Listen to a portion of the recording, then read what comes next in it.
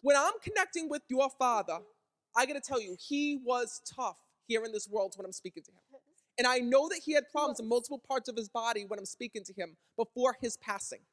Because when I'm speaking to your dad, he says to me, Matt, he goes, I didn't look the same way that I felt, he tells me. Absolutely. He shows me that on the outside, your dad was strong and your dad was tough. But on the inside, he had so many things that were wrong with him here in this world. And your father just said to me, Matt, he says, can you please tell my daughter that I am sorry for everything that she had to see and for all the pain that you go through since from his passing. He tells me that you're trying to put the pieces together and you're trying to understand what happens with your dad. Because he tells me that, first of all, when I'm connecting with your dad, right, he keeps telling me for 2 years he was having some health issues here in the physical world. He shows me him going back and forth to the doctors when I'm connecting with him. He says, and Matt, he goes, I was under the doctor's care. He goes, I might not have liked it. I might not have liked what I was told. He goes, I might have done only some of the things that I was supposed to do. He says, but I was always going for tests. They were always checking things with me. And your dad thought he had more time here in this world, and so did you. He tells me that all of a sudden, when I'm connecting with your dad, it's almost like I'm an organ failure because he shows me all of his body shutting down all at once. And your father says to me, Matt, he goes, I want to tell my daughter that I am okay on the other side because you keep feeling like you did not get a proper goodbye with him here in the physical. He says to me that the first thing that he wants to let you know is this. When I'm speaking to him, your dad says, Matt, you tell her I don't want her to regret anything. He says, and I didn't always share how I was feeling or what was going on in my body because I didn't want her to live her life differently just because I was sick and there were things wrong with me. Do you understand that? That's why he's here right now. I just saw your dad lean over and hug you when I'm connecting with him. He says to me, Matt, do you know that she's been having such a hard time? He talks about you going through clothes. So you going to get your dad's clothes or get because he showed me a sweatshirt when I'm connecting.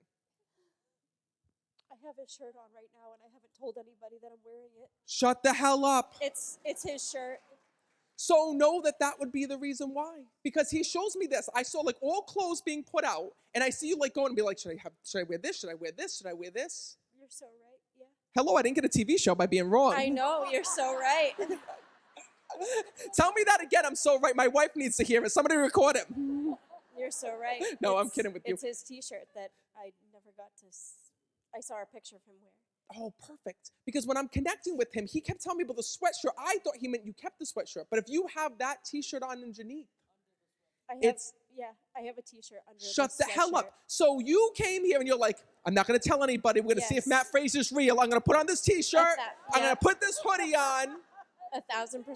So know that your father said this because he says, Matt, if you say these words, she'll know that it's real.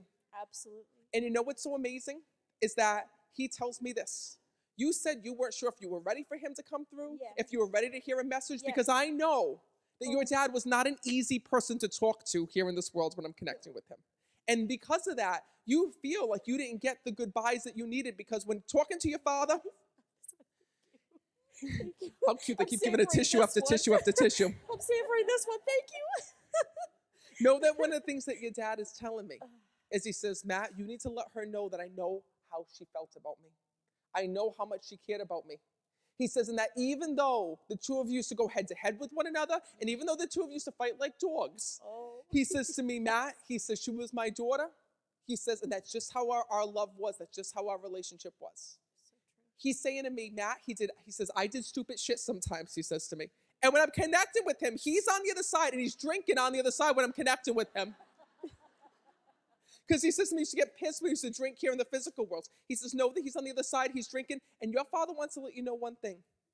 He says, the one thing that he needs you to know is that if he thought he was going to die that day, he says, I would have had more of a conversation with you.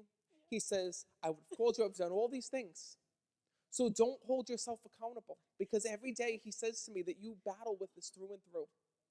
He says, I love you so much. And by the way, there's one other thing that he tells me you're pissed about. He says, Matt, he says, I never seen my daughter get so pissed. Were you trying to keep his car, or were you pissed about his vehicle? Oh my God, are you fucking serious?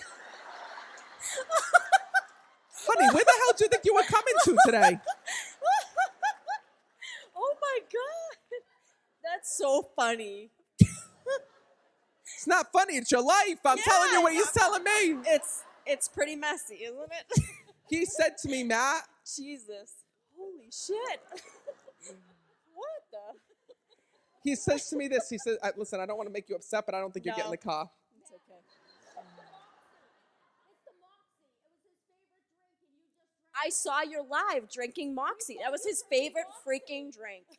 That's crazy. Isn't that crazy? So let me share with you also. I don't know if you guys saw my Facebook Live.